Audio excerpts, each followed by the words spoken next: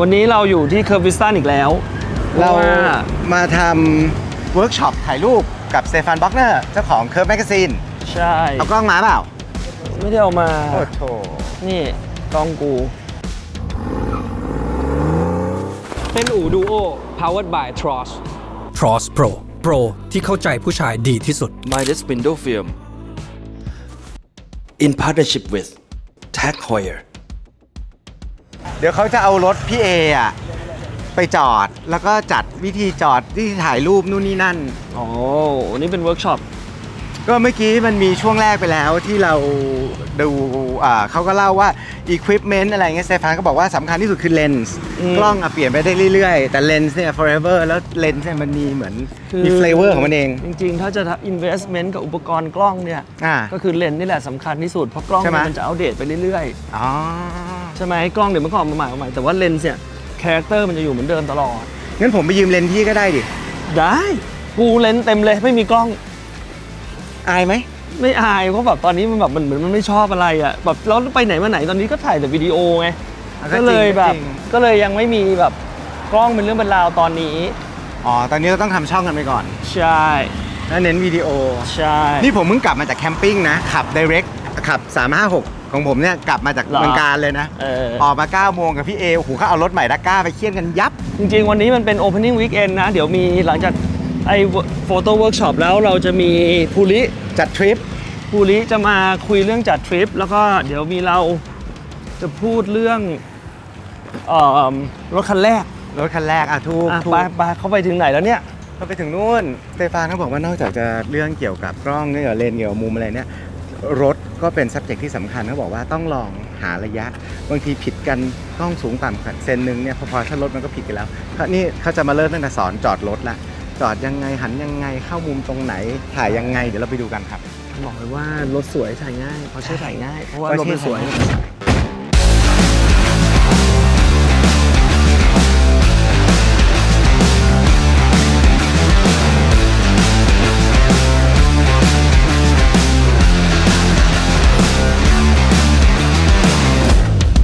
คือสเตฟานเขาบอกว่าเนี่ย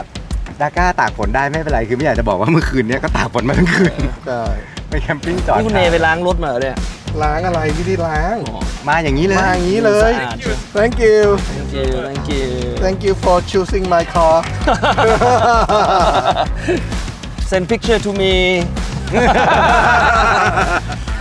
yeah always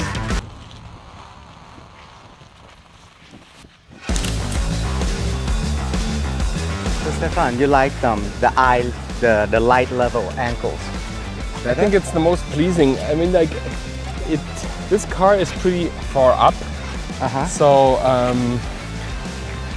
that's not the easiest 911 because it's a bit up. You know, normally if that car is in gravel, it's very easy. But as it stands on like concrete, it's not. It's not his habitat. Yes, it's our place. So these cars are, of course, in the wilderness. They are great in sand, and of course driving because this car needs to be driven on a road, swamp, tires splashing. But I think for mine, like it's even like from here to here, it's a different picture. Yeah, it's like, imagine like a portrait. You know, you go up and down, it changes. Same with the car. So 90 is very good. Yeah, but it's very heavy. Yeah, I hate this camera so much because it's so heavy. Well, you can see my car is quite messy. It's a Dakar. No, we call it well used. Normally I thought it looks like, you know, coming from a safari trip. Yeah. Have you been? Like a 5-star boutique hotel? No. We're sleeping in a tent. Which tent? I don't see a tent here. No, on the ground. Like what they are called? Glamping. No. Yeah. Proper tent. Proper tent with no air condition. Oh, it's so warm, huh? It's humid. You're like a dim sum. We got fans. Yeah. A bit of rain, a bit of wind. Oh, I'm fine. Let me go stand over there, okay? It's gonna be wet. first time that he come with us. ครับตอนนี้ก็มาถ่าย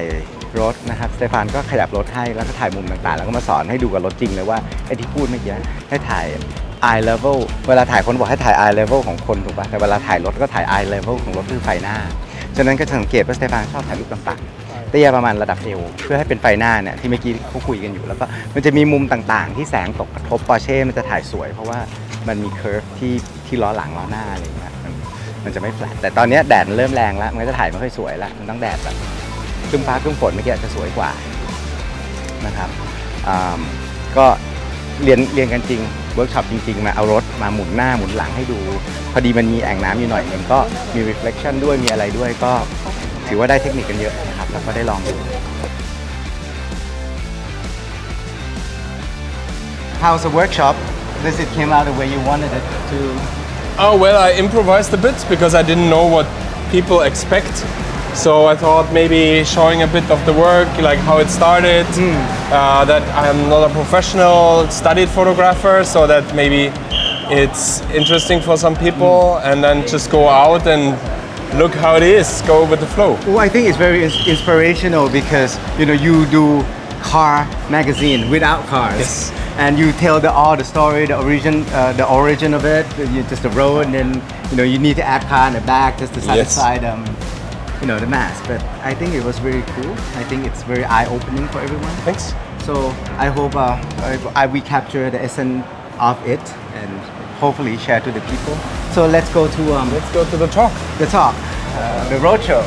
the road trip. Sorry.